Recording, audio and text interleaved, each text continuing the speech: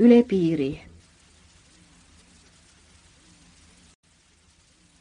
Esimene peatükk. Ei, teisiti ma ei või.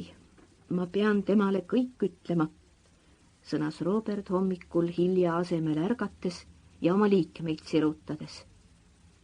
Öösine raudteesõiduväsimus oli teda kauaks unehõlma suigutanud. Päevadest olid saanud kuud, kus Robert end silmas pidas, oma jõudu proovis, kaalus. Ja kui ta seda hirmutist, mille rusuks tallamise kallal ta nii kaua oli vaeva näinud, enesest tundis uuesti jalule ajavat, siis jooksid värinad tal üle keha. Pidi kõik tema vaev ja lootus asjata olema. Sai ta kõigest üle, mitte aga iseendast. Varemalt, kui need samad küsimused kippusid piina tegema, nägi ta peagi kahte musta silma, mis tõsidusega rahulikult tema peal viibisid. Ilmsi või mõttes neisse silmadesse vaadates, mis süütusest ja arusaamisest näisid rääkivat, vaibusid noormehe piinavad tungid. Aga nüüd olid ka nemad oma võimu kaotanud. Süütuse asemele oli silme midagi muud tekkinud, midagi tumedat ja tõotavat. Või eksis noormes? Hedvigi silmad olid ehk endised. Nendes peegeldus ehk ainult noormehe muutunud hing, uue hooga tõusnud ihad. Arusaamine oli aga jäänud.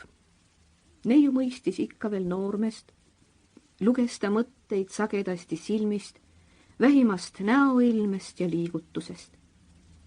Sellest tundis noormees ise äralist rõõmu. Kui nad teineteist mõistavad, siis võib ta temale ju kõik öelda. Ja ta tahab seda teha lihtsalt, ilma luulelise pettuseta. Liiga palju on ta oma mõtete ja tundmuste pärast kannatanud, kui et ta nende avaldamiseks ilusaid sõnu hakkaks valima.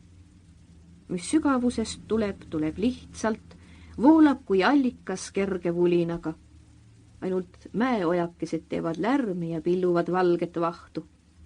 Lihtsad sõnad saavad loomulikuks ja kaasakiskuvaks, nagu ilus muinasjutt lastele.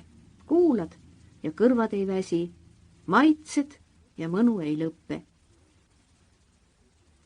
Kui Robert tahtis hakata Hedvigile kirjutama ja selleks paberi välja võttis, jäi tal äkki mõttes lause pooleli.